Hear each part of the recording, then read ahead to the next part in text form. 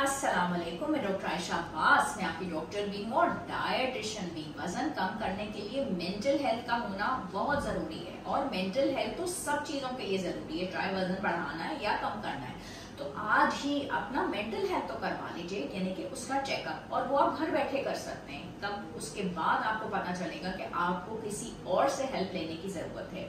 Mental health के checkup के लिए आप एक छोटा सा पेपर लें और उस पर कुछ क्वेश्चंस लिखें और ये जानने की कोशिश करें कि आप ज़हनी तौर पे ठीक हैं, फिट हैं।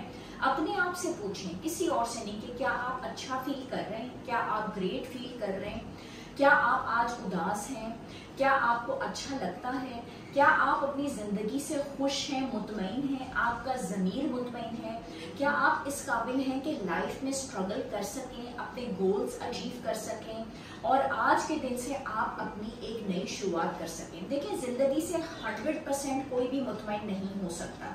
कहीं ना कहीं लाइफ में झोल होता है, वही आपकी आजमाइश होती है और क्या पता वो आपकी आजमाइश आपकी बख्शिश भी बन जाए, तो आपको अपनी एक कामयाबी हासिल करने का तरीका मिल जाए।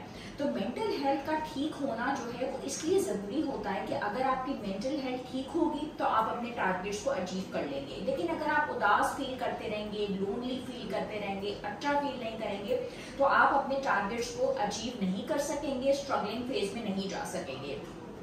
मेंटल हेल्थ का जो टेस्ट होता है वो हमारी हिस्ट्री टेकिंग का एक बहुत ही बुनियादी टेस्ट होता है। जब पेशेंट्स हमारे पास आते हैं तो जब हम उनसे बहुत सारे सवालात कर रहे होते हैं, आपका नाम क्या है, आपका वजन क्या है, आप क्या खाते हैं पीते हैं, तो उनका जो तरीकेकार होता है, जिस तरीके से वो हमारे पास आके सिर्फ बैठते हैं, उनका लिबास, उनका स्टाइल, उनके बैग्स, काफी चीजें तो उससे पता चलती हैं। फिर आहिस्ता आहिस्ता उनकी बातों से, कई दफा वो बातों के दौरान रोने ही लग जाते हैं, उनके आंसू टपकना स्टार्ट हो जाते हैं, तो पता चल जाता है कि उनकी मेंटल हेल्थ की कैसी है। फिर उनको रिलैक्स करना बहुत जरूरी होता है। अगर आज आप किसी बात पे दुखी हैं या उदास हैं तो वो किसी स्ट्रेस की वजह से हो सकता है, लेकिन if you are very depressed और डिप्रेशन, तो स्ट्रेस और डिप्रेशन डिफरेंट चीजें, और डिप्रेशन के लिए कई दफा काउंसलिंग से काम नहीं चलता, फिर आपको दवा लेनी पड़ती है।